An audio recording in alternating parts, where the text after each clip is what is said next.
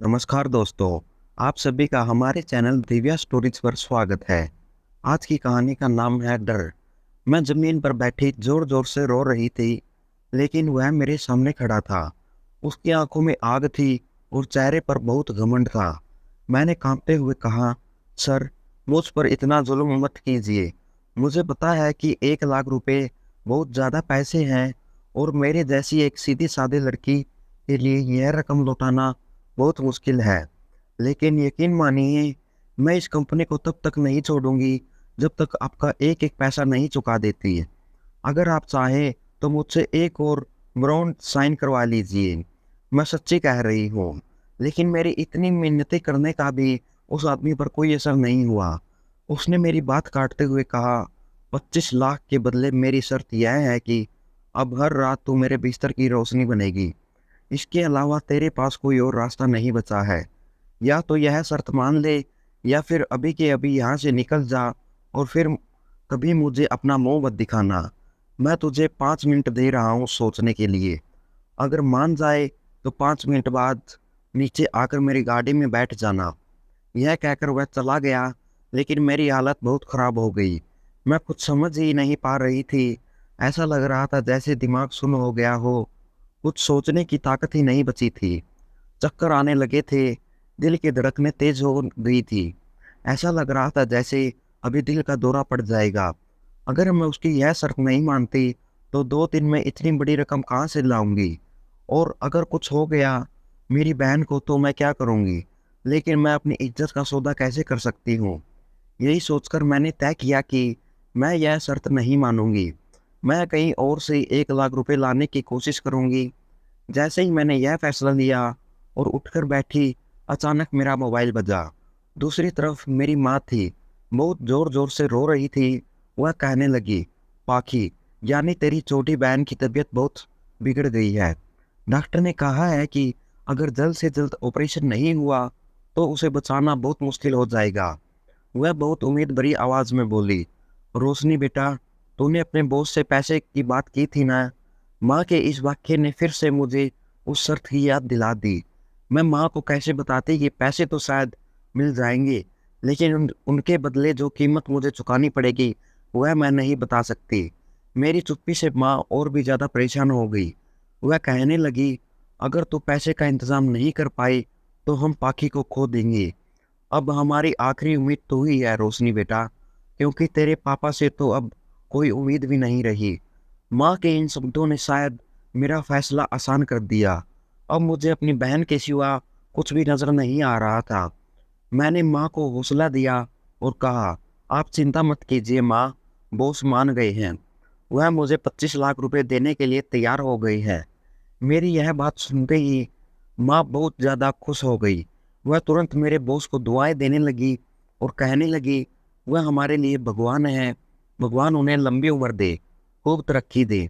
इसके बाद माँ ने कॉल कट कर दिया, लेकिन मेरे दिल में उस आदमी के लिए नफरत की आग धधक रही थी। माँ को क्या पता कि इस पैसे के बदले उस आदमी ने मुझसे क्या मांगा था। मैंने अपने आंसू पोंछे और खुद को मजबूत करते हुए तुरंत नीचे उतरकर उसकी गाड़ी में जाकर बैठ गई। उसने एक भी शब्द नहीं कहा और सीधे गाड़ी स्टार्ट कर दी। मैं तो सपने में भी नहीं सोच सकती थी कि यह वही आदमी है जो एक दिन मेरी इज्जत के साथ भी खेल जाएगा। अब तक तो मैं उसे दूसरी लड़कियों के साथ ऐसा करते देखती थी, लेकिन यह कभी नहीं सोचा था कि एक दिन वह मुझे भी इसी तरह अपना निशाना बनाएगा, और वह भी इस तरीके से। थोड़ी ही देर में हम एक मंदिर के सामने थे, जहाँ पहले से ही सब इंतजाम किए जा चुके थे। हमारी शादी जल्दी जल्दी में करवा दी गई और फिर मेरा बॉस आरव का नाम मुझे लेकर सीधे अपने बंगले पर पहुंचा। जब उसके घर वालों ने हमें दूल्हा दुल्हन के कपड़ों में देखा तो उनके पैरों तले जमीन खिसक गई।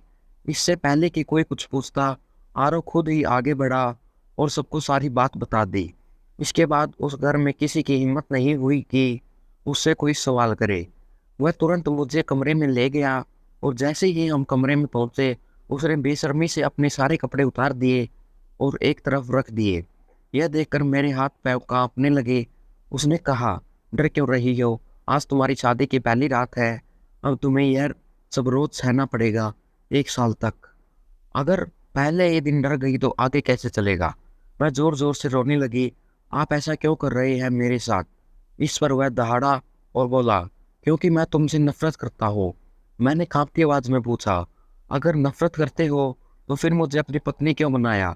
इस पर वह बोला, ताकि मैं तुम्हारे अस्तित्व को पूरी तरह से मिटा सकूं, तुम्हें हर रात ऐसा दर्द में डुबो सकूं कि तुम कभी भूल न सको, तुम्हारी जिंदगी को नर्क बना सको। यह कहते हुए उसकी आंखें जलते अंगारों जैसी लग रही थी। मैंने फिर कांपते हुए पूछा, क्या आप मुझे बताएंगे कि मेरी गलती क्या है। आप मुझसे इतनी नफरत क्यों करते हैं। इस पर वह बोला, तुझमें इतना दम नहीं है कि मुझसे यह सवाल कर सके, इसलिए चुपचाप बिस्तर पर जा, क्योंकि अब वक्त आ गया है जिसके लिए मैंने यह सब किया। उसकी यह बात सुनते ही मेरे पैरों के नीचे से जमीन खिसक गई। मैं बुरी तरह कांपने लगी। डर के मारे मेरी हालत खराब हो गई और फिर कुछ ऐसा हुआ जिसने मेरी रूह तक को हिलाकर रख दिया। करीब 4 घंटे बाद वह मुझसे मुंह मोड़कर सो गया और मैं अब भी आंसुओं और दर्द में डूबी हुई थी। मेरी आंखों से आंसू बहते जा रहे थे और मैं अपने अतीत के हर पल को याद करने लगी। मेरा जन्म उस घर में हुआ था जहाँ लड़कियों को बोझ समझा जाता था। हम संयुक्त परिवार में रहते थे। मेरे चाचा के 2 बेटे थे और उन्हें इस बात का बहुत गर्व था क्योंकि उन्होंने बेटों को जन्म दिया था।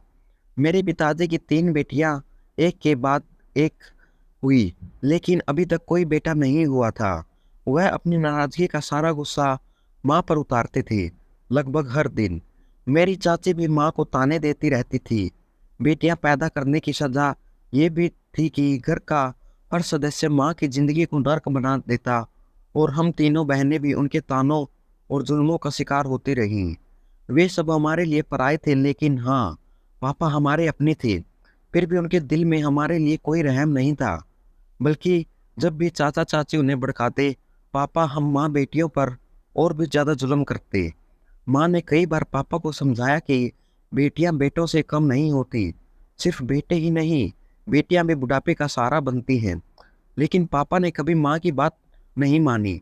वह हमेशा माँ को कोसते रहते कि तुमने मेरी नस्ल बर्बाद कर दी, तुम्हारी जैसी मनहूस औरत से शादी करके मेरी जिंदगी तबाह हो गई।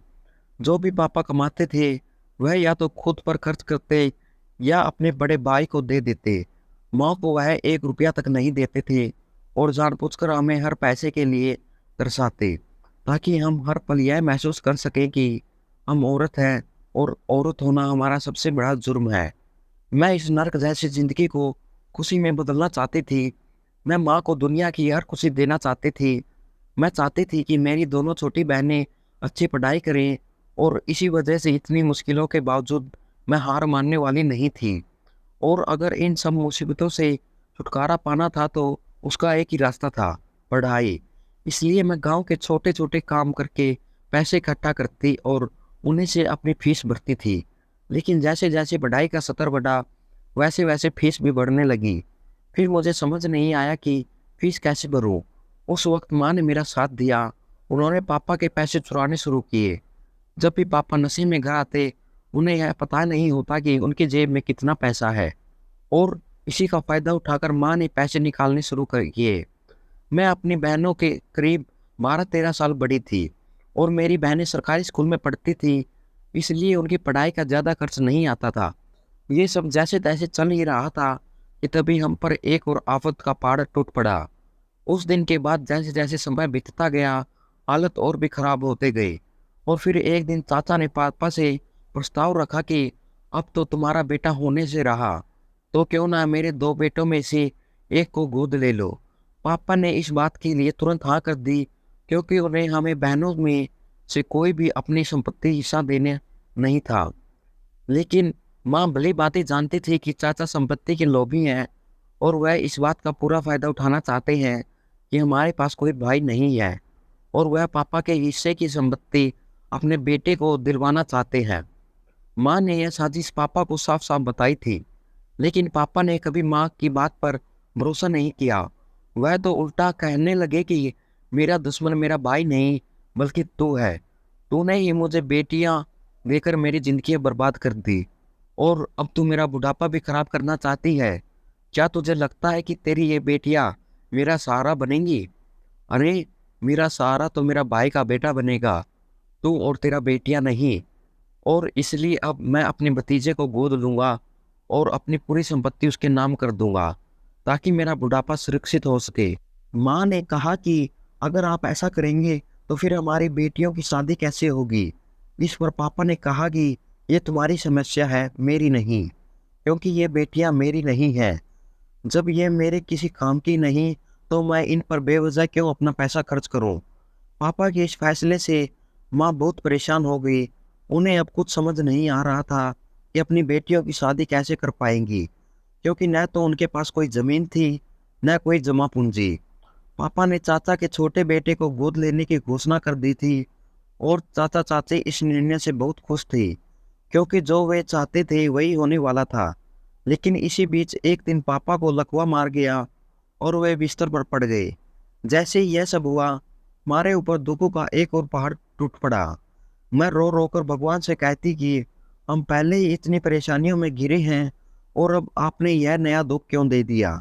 लेकिन शायद भगवान ने यह सब इसलिए किया ताकि पापा को उनके भाई की असलियत दिखाई दे। पापा के लकवाग्रस्त होते ही चाचा ने अपने असली रंग दिखा दिए। उन्होंने हमें घर से निकालने की बात शुरू कर दी। वे कहने लगे कि हमारे पास तुम्हारे पापा के इलाज के लिए पैसे नहीं हैं। मैंने उन्हें जवाब दिया कि हमें आपके पैसे की ज़रूरत नहीं है, इस घर और ज़मीन में हमारा भी हिस्सा है, और हम इसे बेचकर अपने पापा का इलाज कराएंगे। लेकिन चाचा ने हमारी एक भी बात नहीं सुनी। उन्होंने कहा, तुम अपने लाचार बाप को बचाकर क्या करोगी। वैसे भी अब वो कुछ ही दिन के मेहमान हैं, और मैं उन पर एक भी रुपया फालतू में खर्च नहीं करने दूंगा। पापा बिस्तर पर लाचार पड़े थे, और अपने भाई की हकीकत देखकर उनकी आंखों में आंसू बह रहे थे। माँ ने पापा से कहा, तुमने अपने भाई की असलियत देख ली है। तुम बहुत खुश थे कि तुम्हारा बुढ़ापा तुम्हारे भाई के बच्चों के सहारे अच्छे से बीतेगा। लेकिन देखो, बुढ़ापा ठीक से आया भी नहीं और तुम लाचार हो गए। भाई के बेटे की तो छोड़ो, तुम्हारे भाई ने खुद ही तुम्हें अपनाने से इनकार कर दिया है। माँ की यह बात सुनकर पापा की आंखों से आंसू बहने लगे, लेकिन अब वह बोलने के लायक नहीं थे। उनकी आंखों में यह साफ था कि वह अपनी गलती महसूस कर रहे थे, लेकिन अब क्या फ़ायदा, अब देर हो चुकी थी। उन लोगों ने हमें घर से बाहर धकेल दिया था। हमने बहुत कोशिश की कि उनके खिलाफ लड़े, लेकिन उन पर लोगों से जीत नहीं सके, क्योंकि ये कानूनी लड़ाई लड़ने के लिए पैसों की ज़रूरत होती है, जो हमारे पास नहीं थे। अब हमें समझ नहीं आ रहा था कि कहाँ जाए और क्या करें। फिर माँ हमें सबको लेकर अपने मायके चली गई, और उन्होंने अपने भाई से मदद मांगी। हमारे मामा ने इस मुश्किल समय में हमारा बहुत साथ दिया। उन्होंने हमें पुराने घर में रहने की छत दी। लेकिन इस बार हमें यह समझ में आ गया कि पैसा ही सब कुछ नहीं होता। अब हमारे पास रहने के लिए तो जगह थी, लेकिन जीवन जीने के लिए पैसे की कमी खल रही थी। हमारी आंटी इस हालत से बहुत परेशान थी, और इस वजह से मामा और आंटी के बीच तकरार हो गई। जब मामा हमें पुराने घर में छोड़ने जा रहे थे, तो उन्होंने हाथ जोड़कर माँ से कहा, बहन, मुझे माफ़ कर दो। हम अपने घर का गुजारा शांति से चला रहे हैं, लेकिन मैं तुम्हारी कोई और मदद नहीं कर सकता। अगर हो सके तो अपने भाई की मजबूरी को समझने की कोशिश करो। माँ ने मामा को गले से लगा लिया और कहा, जो तुमने हमारे लिए किया है वही काफ़ी है। कम से कम अब हमें सिर पर छत तो मिली, बाकी सभी जिम्मेदारियां हम खुद उठाएंगे। इसके बाद मामा वहाँ से चले गए, लेकिन अब हमारे पास घर चलाने और पेट भरने के लिए एक भी रुपया नहीं था। गांव में रहते हुए हम कोई ऐसा काम नहीं कर पा रहे थे जिससे इतने सारे लोगों का पेट भर सके। इसलिए मैंने तय किया कि अब मुझे शहर जाना होगा और कोई नौकरी करनी होगी। हालांकि मुझे बहुत डर था, क्योंकि मैंने कभी शहर नहीं देखा था, और शहर के लोगों के बीच रहना और उनके साथ जूझना मेरा लिए बिल्कुल नया था। मैं इन सब के बारे में सोचकर डर जाती थी। लेकिन अब मुझे घर की जिम्मेदारियां उठानी थी। मुझे अपने पापा का इलाज कराना था, मुझे अपनी बहनों को पढ़ाना था, और यह सब करने का रास्ता सिर्फ एक ही था, मुझे शहर जाकर काम करना था। यह सोचकर मैंने तय किया कि अब मुझे शहर जाना होगा और काम ढूंढना होगा। इसी तरह मैंने माँ को इस फैसले के लिए राजी किया और शहर आ गई। शहर में रहने का कोई ठिकाना नहीं था, इसलिए मैंने रेलवे स्टेशन पर 2-3 दिन बिताए। इन 3 दिनों में जहाँ-जहाँ भी मैं काम के लिए जाती, वे मुझे कंपनी में घुसने भी नहीं देते थे। नौकरी देने की तो बात थी, छोड़ दीजिए, मेरी गंदे कपड़ों को देखकर। लेकिन मुझे यह समझ में नहीं आ रहा था कि अब इन कपड़ों का क्या करूँ? क्योंकि मेरे पास नए कपड़े खरीदने के लिए पैसे नहीं थे। मेरे पास केवल ₹500 थे और मैंने सोचा कि सबसे पहले अच्छे कपड़े खरीदूँ और फिर अच्छी कंपनी में काम ढूँढूँ। यह सोचकर मैंने कई ढाबों में सफाई करने के लिए नौकरी माँगी, लेकिन उन्होंने मना कर दिया। वे कहने लगे कि हम अपने ढाबे पर लड़की को काम नहीं दे सकते, क्योंकि यहाँ बहुत सारे लोग आते हैं, जिनमें से कुछ बहुत खराब होते हैं। अगर वह ऐसे जवान और खूबसूरत लड़के को देखें, तो हो सकता है कि कोई बवाल हो जाए और मुझे तुमसे कोई झंझट नहीं चाहिए। उन लोगों की बातें सुनकर मुझे खुद से नफरत होने लगी। मुझे ऐसा महसूस हुआ जैसे मैंने लड़की के रूप में जन्म लेकर कोई बहुत बड़ा गुनाह किया है। लड़की होना मेरे लिए एक समस्या बन चुका था। करीब 1 हफ्ते तक यहाँ-वहाँ कोशिश करने के बाद एक रेस्टोरेंट मालिक ने मुझ पर तरस खाकर मुझे नौकरी दी। मैंने वहाँ बहुत मेहनत से काम करना शुरू किया, लेकिन 2-3 दिन में ही मुझे यह एहसास होने लगा कि मैं यहाँ लंबे समय तक काम नहीं कर सकती, क्योंकि यहाँ भी शराबी और बिगड़े हुए अमीर लोग आते थे, जो वहाँ काम करने वाली लड़कियों पर गंदी नज़र डालते थे और उन्हें एक रात के बदले में बहुत पैसे देने का प्रस्ताव करते थे। और अगर कोई लड़की इस प्रस्ताव को नहीं मानती, तो वे बहुत ज़ोर ज़बरदस्ती करते थे, जिससे कई बार बवाल होता था। यह सब देखकर मुझे बहुत डर लगने लगा। जैसे ही 1 महीना पूरा हुआ और मुझे मेरी सैलरी मिली, मैंने वह नौकरी छोड़ दी। फिर मैंने खुद के रहने के लिए एक सस्ता मकान किराए पर लिया। उस पैसे से कुछ अच्छे कपड़े खरीदे और फिर से एक खुद को तैयार करके कंपनी में इंटरव्यू देने के लिए निकली। लेकिन जैसे ही मैं कंपनियों में जा रही थी, मेरा आत्मविश्वास डगमगाने लगा, क्योंकि मैं एक साधारण गाँव की लड़की थी, जो मेरे पहनावे में भी साफ दिखाई देता था। जबकि उन कंपनियों में इंटरव्यू देने वाली लड़कियां बहुत ही आधुनिक कपड़े पहने होती थी। वे लोग केवल उन लड़कियों को पसंद करते थे, जो न सिर्फ दिखने में स्टाइलिश होती, बल्कि जिन्हें अंग्रेजी भी बहुत अच्छी आती थी। जबकि मैं न तो दिखने में स्टाइलिश थी और न ही मेरी अंग्रेजी इतनी अच्छी थी। इसके कारण उन्होंने मुझे नकार दिया। इतने सारे नकार जाने के बाद मेरी हालत खराब होने लगी। मेरा आत्मविश्वास टूटने लगा। मुझे यह महसूस होने लगा कि अब मैं इस शहर में ज़्यादा दिन नहीं रह पाऊंगी। मुझे गांव लौटना पड़ेगा। शायद सच में लड़कियां सिर्फ बोझ होती हैं। मैं अपने पापा को गलत साबित करना चाहती थी और सोचा था कि मैं अब तक अपने पैरों पर खड़ी नहीं हो पाई। 2 महीनों में मैंने कई कंपनियों में कोशिश की थी, लेकिन हर जगह मुझे सिर्फ निराशा ही मिली। यहाँ कमरे का किराया भी बढ़ता जा रहा था और मकान मालिक बार बार मुझे तंग कर रहा था। इसलिए मैंने यह तय कर लिया था कि अब मैं गांव लौट जाऊंगी। लेकिन उसी दिन मैंने एक आखिरी बार एक कंपनी में कोशिश की। जैसे ही मैं इंटरव्यू के लिए गई, उस कमरे में सिर्फ एक आदमी बैठा था, जो लगभग 30-32 साल का था। उसने मुझे सिर से पैर तक देखा और अजीब तरीके से मुस्कुराया। फिर उसने मुझसे कुछ सवाल किए और मुझे अकाउंटेंट की नौकरी का ऑफर दिया। मैं इतनी खुश हुई कि मुझे यकीन ही नहीं हो रहा था कि मुझे नौकरी मिल गई थी। इसके बाद मेरे बॉस ने मुझे कुछ कागज़ों पर साइन करने के लिए कहा और फिर बताया कि हमारी कंपनी की पॉलिसी है कि जो लोग यहाँ काम करते हैं, वे कम से कम 2 साल तक नौकरी छोड़ नहीं सकते। मैंने उन्हें बताया कि सर, मुझे इस बात से कोई समस्या नहीं है। मैंने तुरंत उनकी पॉलिसी फॉर्म पर साइन कर दिए। सब कुछ तय हो गया था। मुझे अपने बॉस का व्यवहार बहुत अच्छा लगा, क्योंकि उसमें एक भी घमंड नहीं था। फिर उन्होंने मुझसे कहा, रोशनी, तुम यहाँ नहीं हो। अगर तुम्हें कोई समस्या हो, तो तुम मुझसे बिना हिचकिचाए आकर मदद ले सकती हो।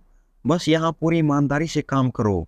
फिर उन्होंने कहा, आओ, मैं तुम्हें पूरा ऑफिस दिखाता हूँ। वह आगे बढ़ा। वह चल रहे थे और मैं उनका पीछा कर रही थी। पूरे ऑफिस का दौरा करते हुए हम दोनों एक अंडरग्राउंड जगह तक पहुंच गए। वह जगह बहुत सुनसान थी। मुझे वहां उनके साथ अकेले होने का बहुत अजीब सा एहसास होने लगा, क्योंकि जैसे ही हम वहां पहुंचे, वह अचानक मेरे पास बहुत करीब आ गया और मुझे तारीफ करने लगा। उसने कहा, बस तुम्हें देखकर ही मुझे लगता है कि तुम बहुत मेहनती लड़की हो। अगर तुम्हें कभी अतिरिक्त पैसे की जरूरत पड़े तो तुम मुझसे बिना किसी संकोच के वो पैसे मांग सकती हो। यह कहते हुए उसने अपना हाथ मेरे कंधे पर रख दिया और फिर कहा, मुझे अपना दोस्त समझो। अचानक उसके इतने दोस्ताना व्यवहार को देखकर मुझे घबराहट होने लगी। उससे पहले ही मैं कुछ और समझ पाती, तभी पीछे से एक सख्त आवाज़ आई। मैंने मुड़कर देखा और एक बहुत ही हैंडसम और आत्मविश्वास से भरा हुआ लड़का 25-26 साल का खड़ा था। उसने कहा, तुम यहाँ क्या कर रही हो? इस पर मेरे बॉस ने थोड़ा घबराया और उसने कहा, आर्नव, यह हमारी कंपनी की नई कर्मचारी है। मैं इसे हमारा ऑफिस दिखा रहा था। इस पर उस युवक ने कहा, अगर यह एक कर्मचारी है तो इसे अलग से ऑफिस दिखाने की क्या जरूरत है? जब यह यहाँ काम करेगी तो यह कंपनी का हिस्सा होगी। हालांकि उस व्यक्ति की सख्त शैली ने मुझे डराया, लेकिन मुझे भी राहत मिली कि वह उस समय वहाँ आया। उस व्यक्ति ने फिर से मेरे बॉस से कहा, तुम मुझसे 5 मिनट बाद मीटिंग रूम में मिलो। मुझे तुमसे कुछ बहुत महत्वपूर्ण बात करनी है। यह कहते हुए वह वहाँ से चला गया। जिस पर मेरे बॉस ने राहत की सांस ली। उसे समझ आ गया कि मैं उस समय क्या सोच रही थी। फिर वह मुझे बताने लगे कि असल में हम दोनों इस कंपनी के साझेदार हैं। मैं 30% और वह 70% का मालिक है। हम दोनों मिलकर इस कंपनी को चला रहे हैं। हम अब मुझे समझ में आया कि इसका मतलब था कि दोनों यहाँ के बॉस थे। फिर वह व्यक्ति जिसका नाम अमित था ने कहा, लेकिन तुम्हें घबराने की जरूरत नहीं है। तुम केवल मेरे तहत काम करोगी, आरव के तहत नहीं। अब चलो यहाँ से बाहर चलते हैं। इसके बाद हम बाहर आए और अगले दिन से मैंने अपना काम शुरू किया। शुरुआत में मुझे कुछ कठिनाइयाँ हुई, लेकिन धीरे धीरे मुझे सब कुछ समझ में आने लगा और मैंने बहुत मेहनत कर और ईमानदारी से अपना काम शुरू कर दिया। इस बीच अमित सर बार बार आकर मेरे काम के बारे में पूछते और मेरे पास रहते थे। जब भी मुझे किसी समस्या का सामना होता, वह मेरी मदद करते थे। इससे मुझे यह महसूस होने लगा कि मैं उनका गलतफहमी कर रही थी। उनका स्वभाव ऐसा था कि वह जल्दी दोस्ताना हो जाते थे, लेकिन मुझे बहुत खुशी थी कि मैं अमित सर के तहत काम कर रही थी, क्योंकि अर्नव खन्ना का जो व्यवहार मैंने इन दिनों देखा था, वह मुझे बहुत डराता था। वह किसी भी कर्मचारी को अपने ऑफिस में बुलाकर बुरी तरह से डांटते थे। वह इतने गुस्से में होते थे कि उन्हें यह भी नहीं दिखाई देता था कि वह किसे और कहाँ डांट रहे हैं। इसी वजह से ऑफिस के हर कर्मचारी को उनके सामने कांपते हुए रहना पड़ता था। धीरे धीरे महीने गुजर रहे थे। जब भी आरव की नज़र मुझ पर पड़ती, मैं बहुत डर जाती और उनसे छिपने की कोशिश करती। इस बीच मैं अमित सर के साथ काफ़ी दोस्ताना हो गई थी। वह मुझे भी अच्छा लगने लगे थे। इन दिनों मुझे लगता था कि शायद आरव और अमित भाई हैं, लेकिन क्योंकि आरव के पास कंपनी में ज़्यादा शेयर हैं, इसलिए अमित सर को उन्हें दबकर रहना पड़ता था। मैं यहाँ सोचती थी कि इन दोनों भाइयों के बीच बहुत फर्क है। एक का स्वभाव आग की तरह गर्म है और दूसरे का ठंडे समुद्र की पानी तरह ठंडा। जब अमित सर को मेरे घर की परिस्थितियों के बारे में पता चला, तो उन्होंने मुझे इस मामले में भी बहुत मदद की। उसने मुझे मेरे पिता के लिए एक बहुत अच्छे डॉक्टर के बारे में बताया, ताकि मेरे पिता जल्द से जल्द ठीक हो सके, और उसने मेरे बहनों के लिए बेहतरीन स्कूलों के बारे में बताया, ताकि उन्हें अच्छी शिक्षा मिल सके। लेकिन जब मैंने उसे बताया कि मैं इतनी महंगी फीस चुकता नहीं कर सकती, तो उसने कहा कि तुम चिंता मत करो, मैं तुम्हें कुछ एडवांस पेमेंट दूंगा, लेकिन तुम अपनी बहनों को बहुत अच्छे से पढ़ाओ। ये सब देखकर अमित सर ने मेरे दिल में एक बहुत खास जगह बना ली थी। ये एक बार तो उसने मुझे उसके साथ कॉफ़ी पीने के लिए भी बुलाया। हालांकि मैंने उसे बहुत मना किया, लेकिन वह नहीं माना। सब कुछ सही चल रहा था, लेकिन फिर एक दिन मेरी दुनिया पूरी तरह से बदलने लगी। एक दिन जब मैं अमित सर को अपने काम की रिपोर्ट दे रही थी, तभी अचानक आरव खन्ना किचन में घुसे और उन्होंने मुझे एक आदेश दिया। मिस रोशनी, आज से तुम इस ऑफिस में अकाउंटेंट के तौर पर काम करोगी, लेकिन वह काम नहीं करोगी। तुम मेरे पर्सनल सेक्रेटरी का पद संभालोगी और वह भी अभी से, इस पल से। जैसे ये शब्द आरव के मुंह से निकले, अमित सर खड़े हो गए और उन्होंने कहा, लेकिन तुम क्या कह रहे हो आरव? आरव ने कहा, तुम शायद ठीक से नहीं सुन पाए। मैंने कहा कि अब वह मेरी सेक्रेटरी बनेगी। यह सुनकर मेरे पैरों तले जमीन खिसक गई। मैं आरव खन्ना से बहुत डरती थी और अब मुझे उनकी पर्सनल सेक्रेटरी बनना था। मैंने अमित सर को डरते हुए देखा, जैसे मैं उनसे कुछ कह सकती हूँ। शायद वह मुझे आरव से बचा सकते थे। उन्होंने तुरंत आरव से कहा, लेकिन इसकी क्या जरूरत है? रोशनी तो अकाउंटेंट के तौर पर काम कर रही है। आरव ने कहा, यह मेरा फैसला है। अगर रोशनी को इससे कोई परेशानी है तो वह अभी इसी कंपनी को छोड़ सकती है। यह सुनकर अमित सर और मैं दोनों हैरान रह गए। यह नौकरी मेरे लिए बहुत महत्वपूर्ण थी क्योंकि अब मेरे पास बहुत सारी जिम्मेदारियां थी। अमित सर ने तुरंत आरव को जवाब दिया और कहा, लेकिन कंपनी की पॉलिसी के अनुसार कोई भी कर्मचारी 2 साल से पहले कंपनी को नहीं छोड़ सकता। इस पर आरव खन्ना ने कहा, मैंने कंपनी के नियम बनाए हैं तो मैं उन्हें बदल भी सकता हूँ। अमित सर इस बयान पर चुप हो गए। वह उस समय बहुत गुस्से में थे, लेकिन उन्होंने कुछ नहीं कहा। आरव ने तुरंत एक लड़की को किचन में बुलाया और कहा, आज से वह तुम्हारी अकाउंटेंट के तौर पर काम करेगी। और उसने मुझे तुरंत उसके किचन में जाने को आदेश दे दिया। मुझे जानने का मन नहीं था, लेकिन मैं लाचार थी और तुरंत आरव के किचन में चली गई। आरव ने मुझे बताया, अब से तुम आरव खन्ना की सेक्रेटरी, इसलिए ध्यान रखना कि कोई भी गलती नहीं होनी चाहिए, और नहीं तो तुम्हें जो सजा मिलेगी वह तुम सहन नहीं कर पाओगी। उसकी ये बातें मुझे हिला कर रख गई। मुझे समझ में नहीं आ रहा था कि उसने मुझे सेक्रेटरी क्यों बनाया था। शायद वह यह सब मेरे साथ जानबूझकर कर रहा था ताकि मैं खुद ही इस कंपनी को छोड़ दूं। लेकिन अगर वह चाहता तो मुझे निकाल सकता था। मुझे समझ में नहीं आ रहा था कि वह ऐसा क्यों कर रहा था।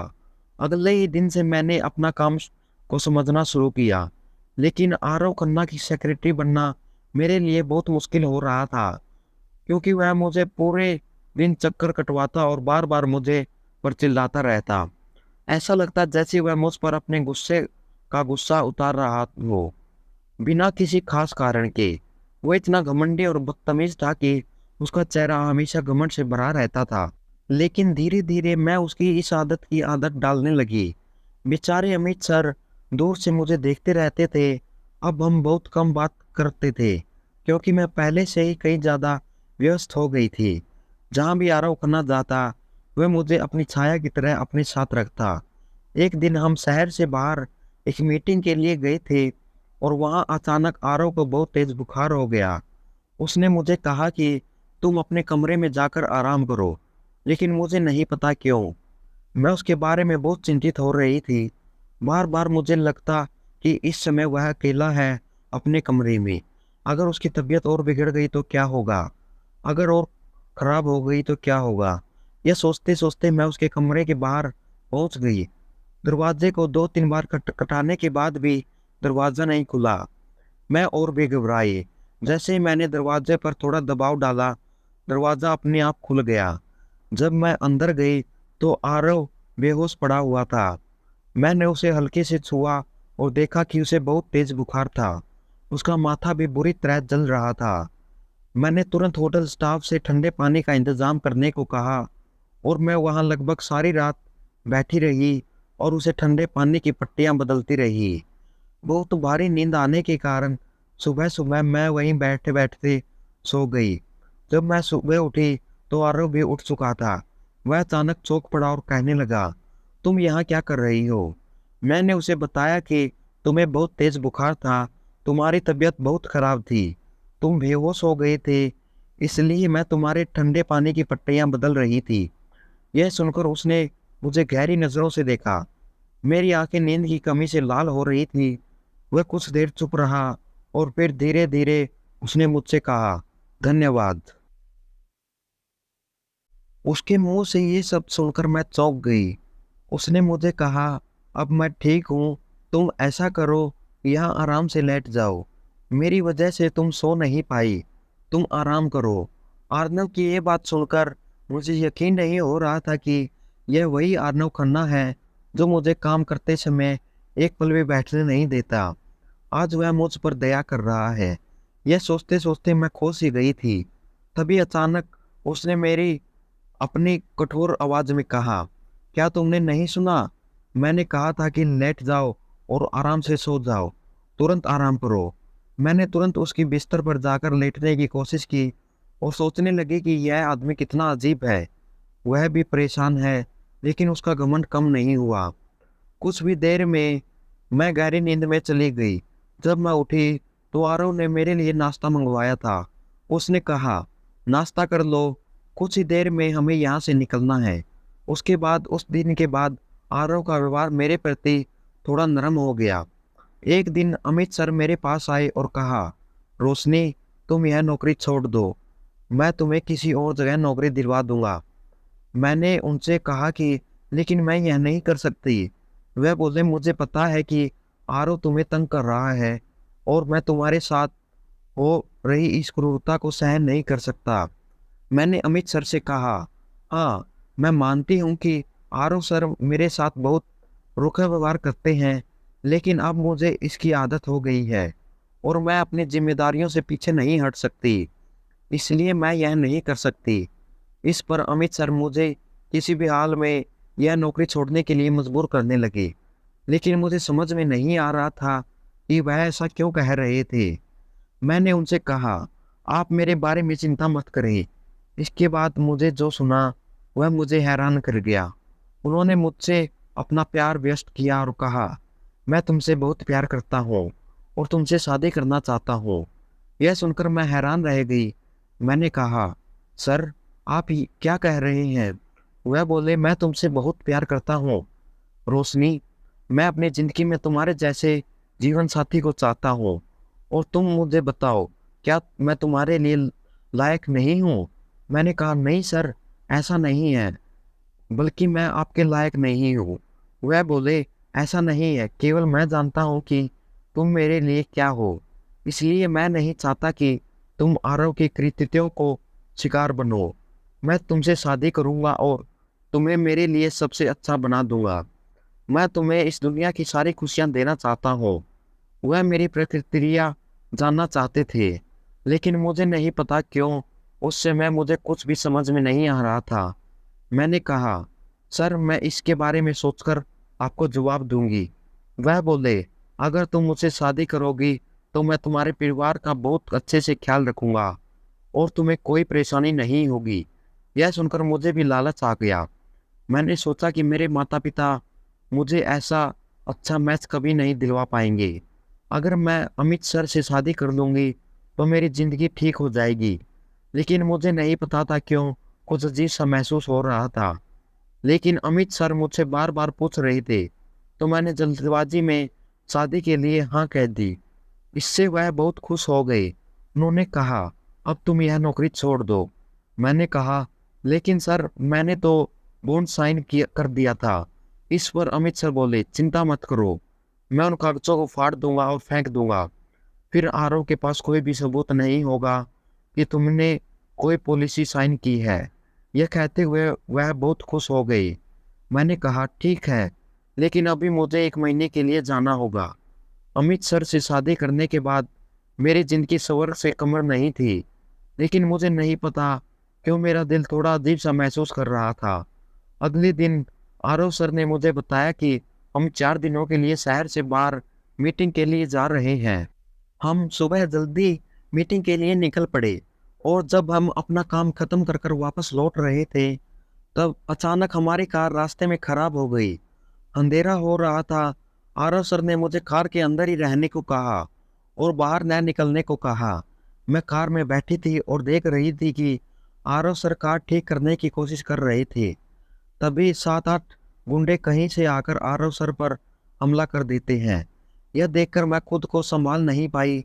मैं भी आरव सर को बचाने के लिए कार से बाहर निकल आई, लेकिन उन गुंडों ने मुझे भी अब पकड़ लिया और खींचने लगे। हम दोनों इतने सारे गुंडों से लड़ने में सक्षम नहीं थे, इसलिए अपनी जान बचाने के लिए वहाँ से भागना सबसे अच्छा विकल्प था। मैंने सर से कहा कि हमें यहाँ से भागना होगा। फिर हम दोनों बेतहाशा दौड़ने लगे। हम अलग अलग रास्ते से निकल रहे थे जब हमें अपनी जान बचाने के लिए एक शादी का घर दिखाई दिया। हम दोनों कुछ समझ नहीं पाए तो उसमें घुस गए और सभी की नज़रों से बचते हुए एक कमरे में छुप गए। गुंडे भी उस घर में घुस आए और हमें ढूंढने लगे। इस दौड़ धूप में मुझे नहीं पता कब आरव सर मुझे से अलग हो गए। मुझे यह भी नहीं पता कि वह कहाँ गए और जिस कमरे में मैं पहुंची वह दुल्हन का कमरा था। मैंने देखा कि दुल्हन अपने शादी के दिन बहुत बुरी तरह रो रही थी। मैंने सोचा कि शायद वह अपने माता पिता से अलग अलग होने का दुख मना रही है। लेकिन फिर अचानक उसने अलमारी से एक बोतल निकाली और जैसे ही वह उसे अपने मुंह में डालने वाली थी, मैंने उसका हाथ पकड़ लिया। मुझे समझ में आ गया कि वह क्या करने वाली थी। मुझे अपने कमरे में देखकर वह चौंक गई और मुझसे पूछा, तुम कौन हो? मैंने उसे बताया कि मैं यहाँ कैसे और क्यों आई। लेकिन फिर मैंने उससे पूछा, तुम क्या कर रही हो? वह बेचारी लड़की बहुत दुखी थी और इसलिए उसने रोते हुए मुझे बताया कि वह किसी और से प्यार करती है, लेकिन उसके माता पिता उसे सिर्फ अपने झूठे अहंकार के कारण शादी करने के लिए मजबूर कर रहे हैं। यह सुनकर मुझे बहुत गुस्सा आया। मैंने उससे पूछा, क्या तुम्हारा बॉयफ्रेंड तुम्हारे साथ शादी करने को तैयार है? उसने कहा, हाँ, वह मुझसे शादी करने के लिए तैयार है, लेकिन मुझे यह समझ में नहीं आ रहा कि उसे कैसे पहुंचूं। मैंने उसकी आंखों में आंसू पोंछते हुए कहा, चिंता मत करो, मैं तुम्हारी मदद करूंगी। मेरी बातों से वह बहुत खुश हो गई। तभी अचानक आरव सर वहां आए और मुझे ढूंढते हुए बोले, रोशनी, जल्दी करो, हमें यहाँ से निकलना होगा, लोग हमें ढूंढ रहे हैं। मैंने आरव सर से कहा, हमें इस लड़की की मदद करनी है। यह बेचारी लड़की अपने बॉयफ्रेंड से शादी करना चाहती है, जबकि उसके माता पिता उसे मजबूरी में शादी करने को कह रहे हैं। आरव सर ने मुझे कहा, तुम दूसरे लोगों के मामलों में क्यों हस्तक्षेप कर रही हो? मैंने कहा, सर, आप इतने स्वार्थी कैसे हो सकते हैं? तुम जानते हो कि यह लड़की अपनी जान देने जा रही है। अगर मैं सही समय पर यहाँ नहीं आती तो यह बेचारी लड़की तो कब का स्वर्ग चली जाती। कृपया इस मामले में मेरे लिए हाँ कहो। हमें उसकी मदद करनी चाहिए। वह मेरी जिद से राजी नहीं हुई। उस समय मुझे नहीं पता क्यों, लेकिन आरव सर झुक गए। मैंने कहा, लेकिन हम उसे यहाँ से कैसे ले जाएंगे? इस पर आरव सर ने कहा, चलो एक काम करते हैं, हम उससे डिस्कस करेंगे।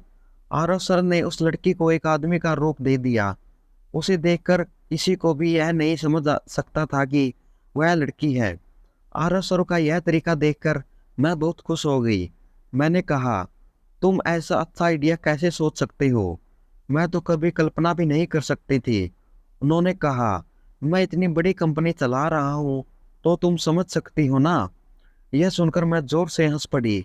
मैंने मन में सोचा, मैं तो सोचती थी कि तुम मुझसे ऐसा ही व्यवहार कर रहे हो। उन्होंने कहा, तुम इतनी ज़्यादा क्यों हंस रही हो? मैंने कहा, कुछ नहीं, और बात को टालते हुए चुप हो गई। इसके बाद हम वहाँ से बाहर निकले, सभी की नज़रों से बचते हुए, और धोखे से हम बाहर निकल गए। लेकिन फिर किसी रिश्तेदार ने दुल्हन के कमरे में जाकर शोर मचा दिया कि दुल्हन भाग गई है, जिससे वहाँ अफरा तफरी मच गई। सभी लोग दुल्हन को ढूंढने लगे। हम अपनी जान बचाने के लिए वहाँ से तुरंत भाग गए, लेकिन इस अफरा तफरी में उस लड़की की मूछें गिर गई और उन लोगों ने देख लिया कि यह तो दुल्हन है। सब लोग एक साथ हमारे पीछे दौड़ पड़े। आरव सर ने मेरी और उस लड़की की हाथ पकड़ा और हमें पूरे जोर से दौड़ने लगे। हम लगातार भागते रहे। उस लड़की ने पहले ही अपने बॉयफ्रेंड को कॉल कर लिया था।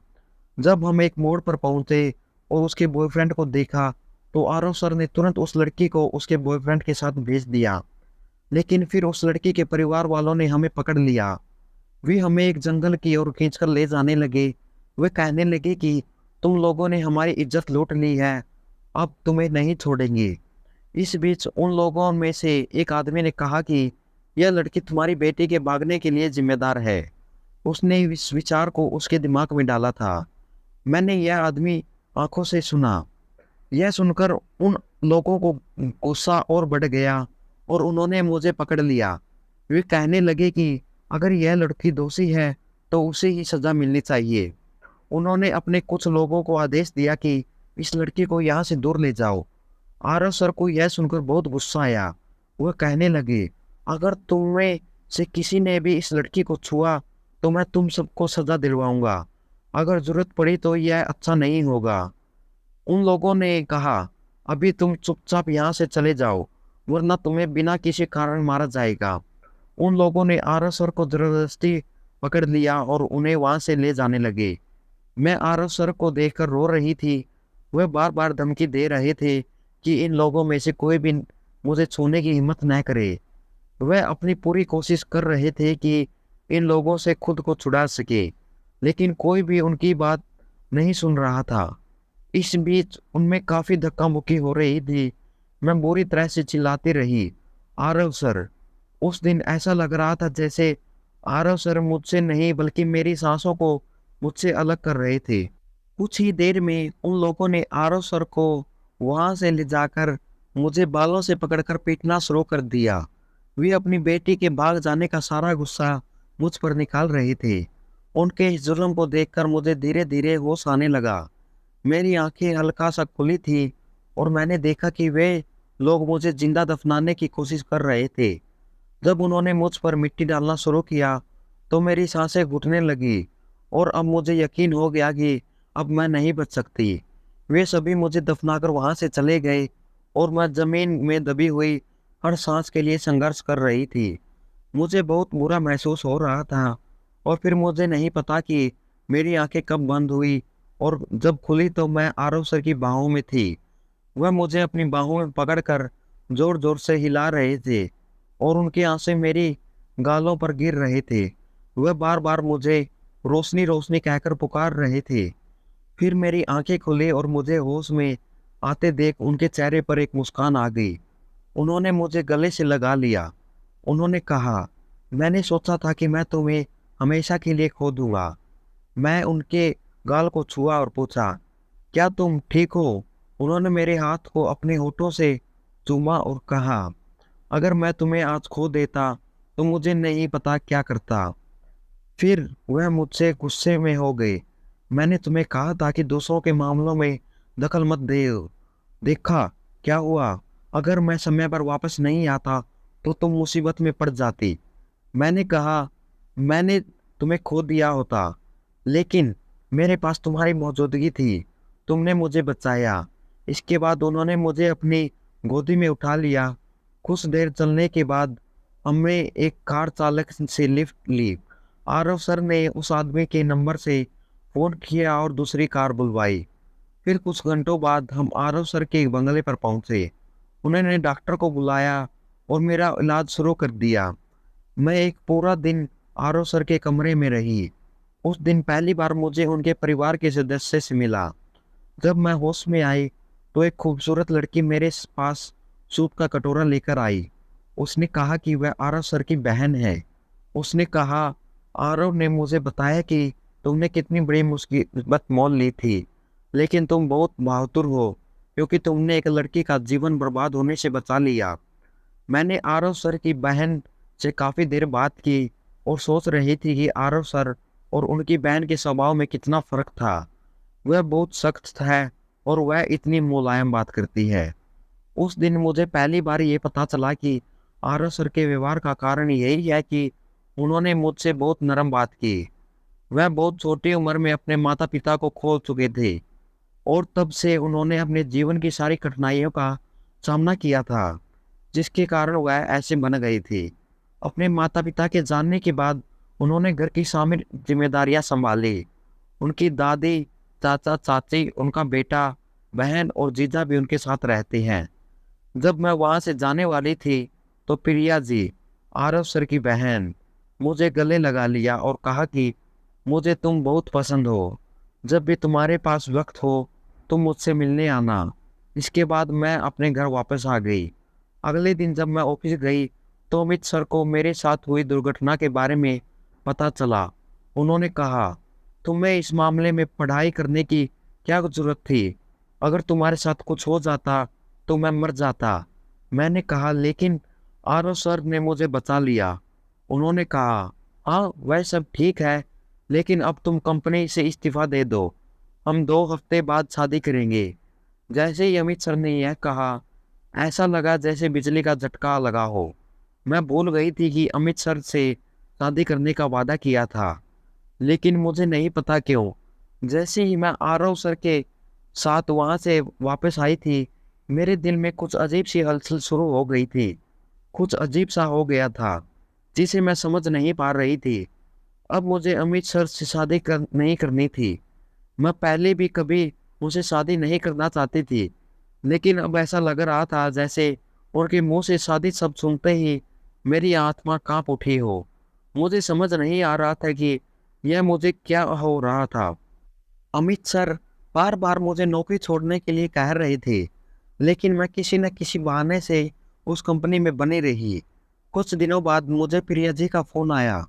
उन्होंने कहा कि आज उनकी शादी की सालगिरह है, जिसके लिए एक भव्य पार्टी हो रही है और मुझे उस पार्टी में ज़रूर जाना चाहिए। मैंने खुशी खुशी उन्हें हाँ कह दिया। शाम को जब मैं ऑफिस जल्दी छोड़ने वाली थी, क्योंकि मुझे पार्टी में जाना था, तो अमित सर आए और मुझे रोक लिया। उन्होंने कहा, तुम उस पार्टी में कभी नहीं जाओगी। मैंने कहा, तुम क्या कह रही हो? आखिर वह पार्टी तुम्हारे ही घर में है, और अगर मैं तुम्हारे घर जाती हूँ तो तुम्हें क्या परेशानी है? उन्होंने कहा, मैंने पहले ही कह दिया था। सही है, तुम मेरी छोटी सी बात पर भी क्यों नहीं समझती हो? अमित की जिद के कारण मुझे उसकी बात माननी पड़ी, लेकिन मुझे प्रिया जी के बारे में बहुत बुरा लग रहा था।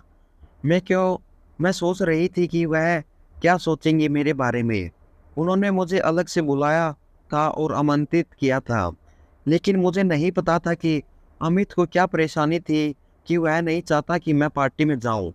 पार्टी के अगले दिन मुझे प्रिया का फ़ोन आया। उन्होंने कहा, तुम क्यों नहीं आई? मैं बहुत ही शर्मिंदा महसूस कर रही थी, लेकिन प्रिया जी से झूठ बोलने के अलावा मेरे पास कोई और चारा नहीं था। इसलिए मैंने उनसे यह बहाना किया कि मेरे पिताजी की अचानक तबीयत खराब हो गई है, जिसके कारण मुझे उनकी देखभाल करने के लिए घर जाना पड़ा। इस पर उन्होंने कहा कि कोई बात नहीं, तुम अपने पिताजी का ध्यान रखना, और जब भी तुम्हारे पास समय हो तो मुझसे ज़रूर मिलना। मुझे बिल्कुल अच्छा नहीं लगा था कि मैंने उनसे झूठ बोला, लेकिन अमित के दबाव के कारण मुझे यह सब करना पड़ा। 2 हफ्ते बाद मुझे ऐसी खबर मिली कि मेरे पैरों तले ज़मीन खिसक गई। माँ ने फ़ोन करके बताया कि मेरी बहन अचानक खेलते समय बेहोश हो गई, और जब उसे डॉक्टर के पास ले जाया गया तो डॉक्टर ने कहा कि मेरी बहन के दिल में छेद है और जल्द से जल्द उसका ऑपरेशन कराना होगा। मुझे उस समय कुछ समझ नहीं आ रहा था, क्योंकि ऑपरेशन का खर्च लाखों में था। सबसे पहले मैंने अमित से इस बारे में बताया, जिस पर वह भी बहुत परेशान हो गए। उन्होंने कहा कि पहले हमें शादी कर लेनी चाहिए, फिर मैं तुम्हारे लिए पैसों का इंतज़ाम करने की पूरी कोशिश करूँगा। उनके शब्द सुनकर मैं हैरान रह गई। मैंने कहा, अभी मैं इतनी बड़ी मुसीबत में हूँ और तुम शादी करने की बात कह रहे हो? लेकिन अमित जैसे पागल हो गए रहे थे। वह कहने लगी कि मुझे तभी मदद करेंगे जब मैं उनसे शादी करूँगी। मैं गुस्से में आ गई, क्योंकि सच्चाई यह थी कि मुझसे उनसे शादी नहीं करनी थी। मुझे नहीं पता क्यों, लेकिन मुझे उनसे शादी नहीं करनी थी। फिर भी अपनी बहन के लिए मुझे उनकी शर्त माननी पड़ी, जिससे वह बहुत खुश हो गई और मुझसे तुरंत दुल्हन के रूप में तैयार होकर पास के मंदिर पहुंचने को कहा। मैं उस मंदिर दुल्हन बनकर मजबूरी में पहुंची, लेकिन मेरा दिल बहुत भारी हो रहा था।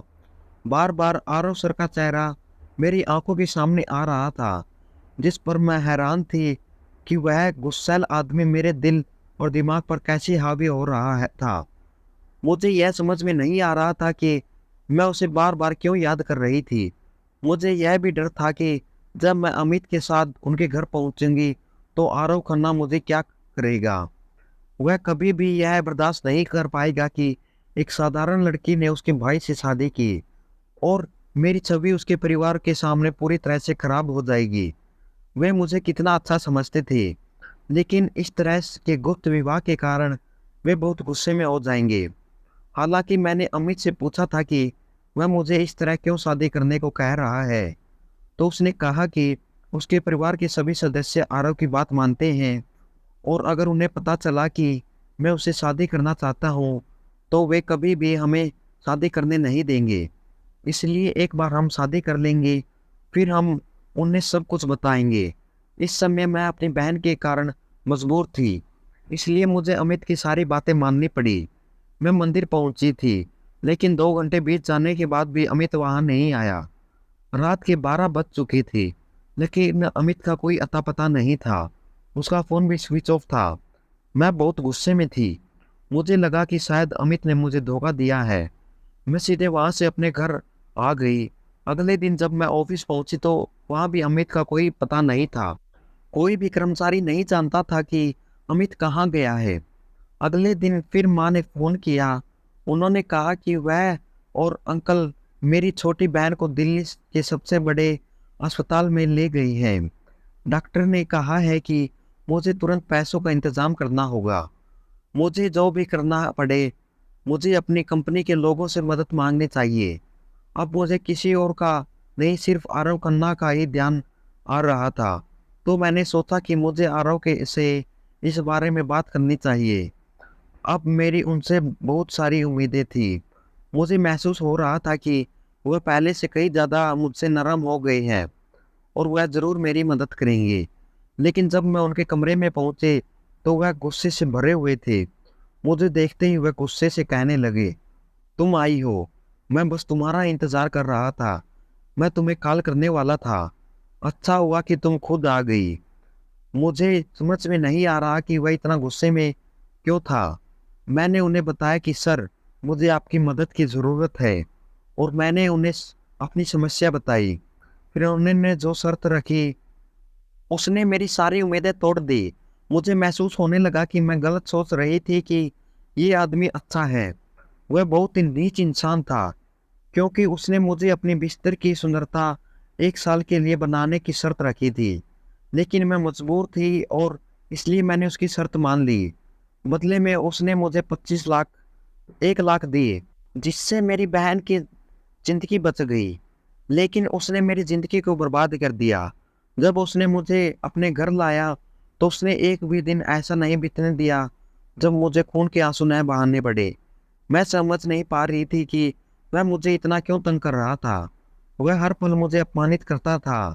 वह मुझे यह महसूस कराता था कि मैं एक गरीब लड़की हूँ और निसंदेह चरित्रहीन हूँ, जो पैसों के लिए अपनी इज्जत बेचने को तैयार है। उसकी बातें मेरे कानों में ऐसी गूंजती थी कि जैसे मेरे कान फट जाए। मैं चीख चीख कर यह सवाल करती थी कि वह मुझसे ऐसा क्यों कह रहा है, लेकिन उसने मेरे किसी भी सवाल का जवाब नहीं दिया। फिर आरव से प्यार करना शुरू कर दिया था, लेकिन अब मैंने दिल से उसे घृणा करना भी शुरू कर दिया था। मेरी बहन का ऑपरेशन हो गया था और अब वह पूरी तरह से ठीक हो गई थी और घर वापस आ गई थी। इस बीच मेरे परिवार वालों को भी यह पता चला कि मेरी शादी हो गई है, तो वे बहुत गुस्से में थे। लेकिन क्योंकि शादी हो चुकी थी, उन्होंने सब कुछ मान लिया था। लेकिन उन्हें यह नहीं पता था कि मैं सिर्फ 1 साल के लिए दुल्हन हूँ। मेरे परिवार वालों ने अपना दामाद मिलने की इच्छा जताई, तो वे सभी आरव के बंगले पर गए। उस समय मुझे बहुत डर लग रहा था, क्योंकि मुझे पता था कि वह मेरे परिवार वालों का भी उसी तरह अपमान करेगा जैसे वह मुझे करता था। लेकिन मुझे हैरानी हुई जब उसने कुछ नहीं किया, बल्कि उसने मेरे परिवार वालों को पूरा सम्मान देते हुए उनके पैर छुए। इसे देखकर मेरी आंखों पर विश्वास नहीं हुआ कि यह वही आदमी है जो मुझे हर पल अपमानित करता था। जब वह मेरे माता पिता के साथ बहुत सम्मान से पेश आ रहा था, मेरी माँ बहुत खुश हो गई थी। उनका सारा गुस्सा खत्म हो गया था। वह कहने लगी, मैंने कभी भी तुम्हारे लिए ऐसे लड़के को स्वीकार नहीं किया होता। जब आरव ने मेरे पिता को इस हालत में देखा तो उसने तुरंत शहर के अच्छे डॉक्टर से उनका इलाज शुरू करवा दिया। मैं यह देखकर हैरान रह गई। जब वह चला गया तो जब मैं उनके कमरे में आई तो मैंने आरव से पूछा कि तुम मुझ पर और कौन सा एहसान कर रहे हो, तुम्हें यह सब करने की जरूरत नहीं। आरव गुस्से से कहने लगा, तुम कौन होती हो मुझे यह बताने वाली कि मुझे क्या करना चाहिए और क्या नहीं। यह कहकर वह कमरे में चला गया। मुझे इस आदमी की शख्सियत को समझने में परेशानी हो रही थी। यह किस तरह का इंसान है। धीरे धीरे दिन बीतने लगे। उसके साथ रहते हुए मैं उसकी आदी होने लगी। वह बार बार मुझसे गुस्सा हो जाता था, लेकिन फिर भी मुझे नहीं पता क्यों जब वह शांत हो जाता तो मैं उसे और भी ज़्यादा प्यार करने लगती। मैं आरव के साथ इतने दिन बिता चुकी थी। मैंने यह देखा था कि अब तक मैंने अमित को कहीं नहीं देखा और न ही उसके घर वालों ने अमित का कोई जिक्र किया। इन सभी दिनों में मैंने अमित को पूरी तरह से भुला दिया था। एक दिन डरते हुए मैंने आरव से अमित के बारे में पूछा। जब मैंने पूछा तो ऐसा लगा जैसे उसकी आंखों में खून उतर आया हो। उसने मुझे जोर से अपनी बाहों से पकड़ा और मुझे खुद के पास खींचते हुए कहा, अगर आज के बाद तुम्हारे मुंह से अमित का नाम भी सुना तो मुझसे बुरा कोई नहीं होगा। जब आरव ने यह कहा तो मुझे लगने लगा कि आरव ने शायद अमित के साथ कुछ किया है, तभी वह यहाँ तक अब तक नहीं आया है। शायद आरव ने अमित को शहर से बहुत दूर भेज दिया है। ऐसा कैसे हो सकता है कि एक भाई अपने दूसरे भाई के साथ ऐसा बर्ताव करे और उसके परिवार वाले भी कुछ नहीं कहे। एक दिन आरव एक मीटिंग के लिए घर से बाहर गया था। जब मैं कमरे में आई तो मैंने देखा कि आरव मीटिंग के लिए जरूरी दस्तावेज घर पर ही भूल गया था। इसे देखकर मुझे चिंता हो गई। मुझे लगा कि अगर आरव की मीटिंग इन दस्तावेजों की वजह से सफल नहीं होती तो उसे बड़ा नुकसान हो सकता है। यह सोचकर मैं तुरंत उन फाइलों को उठाया और एक टैक्सी लेकर आरव की कार का पीछा करना शुरू कर दिया। मैं उसे बार बार कॉल कर रही थी, लेकिन वह नहीं सुन रहा था। वह काफ़ी दूर जा चुके था और जब हम एक जगह पहुंचे तो मैंने देखा कि एक कार ने आरव की कार का रास्ता रोक दिया था। 5-6 गुंडे उससे बाहर निकले और उन्होंने आरव को जबरदस्ती पकड़ लिया और उसे अपने साथ ले जाने लगे। यह देखकर मुझे डर लगने लगा। मैंने टैक्सी ड्राइवर से कहा कि उनका पीछा करे। वह कुछ दूर तक उनका पीछा करता रहा, लेकिन जब वे लोग अपने ठिकाने पर पहुंचे तो टैक्सी ड्राइवर अपनी जान बचाने के लिए वहां से भाग गया। मैं आरव को किसी भी हाल में खतरे में नहीं डाल सकती थी। उन लोगों ने आरव को एक बंद फैक्ट्री में ले जाकर बंद कर दिया था। मैं उस फैक्ट्री में अंदर जाने की का तरीका ढूंढ रही थी।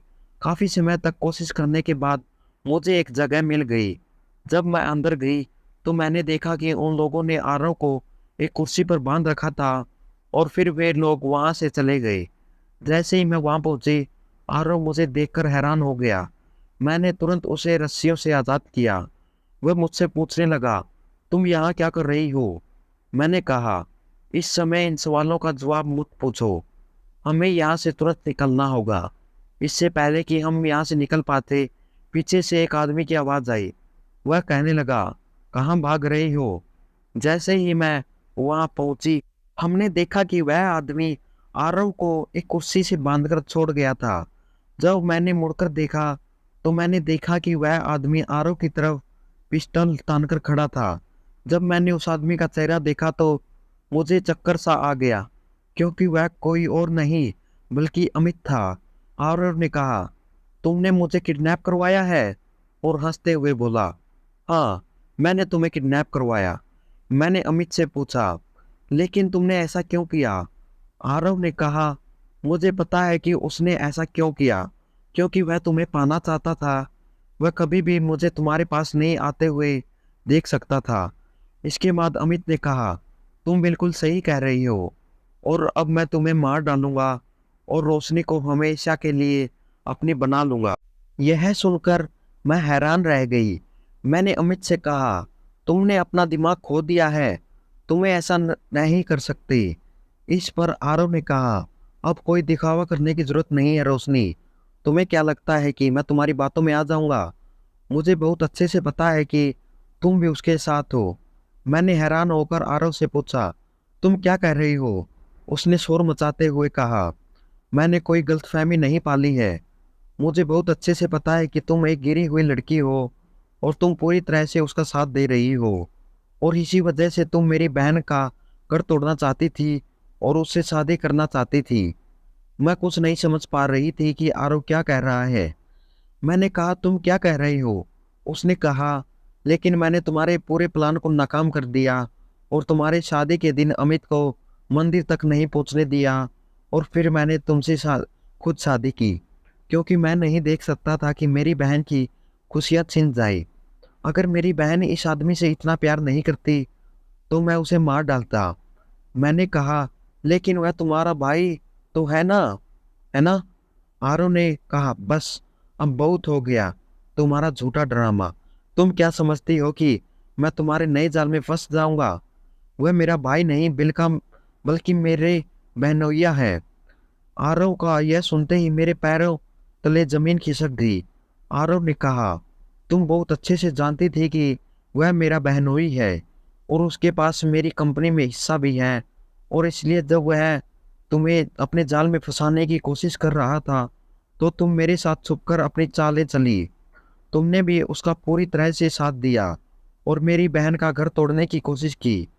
मैंने कोशिश की थी कि लेकिन तुम्हें मुझे तुम्हारी गतिविधियों के बारे में आखिरी समय में पता चला और मैंने तुम्हारी योजना को नाकाम कर दिया। इसलिए मुझे तुमसे नफरत है रोशनी। आरव के मुंह से यह सच सुनकर मैं पूरी तरह से रोने लगी। मैंने अमित से कहा, मैंने कभी नहीं सोचा था कि तुम इतने बड़े झूठे और धोखेबाज साबित होगे। तुमने जो कहा वह सच है। अभी आरव को बताओ।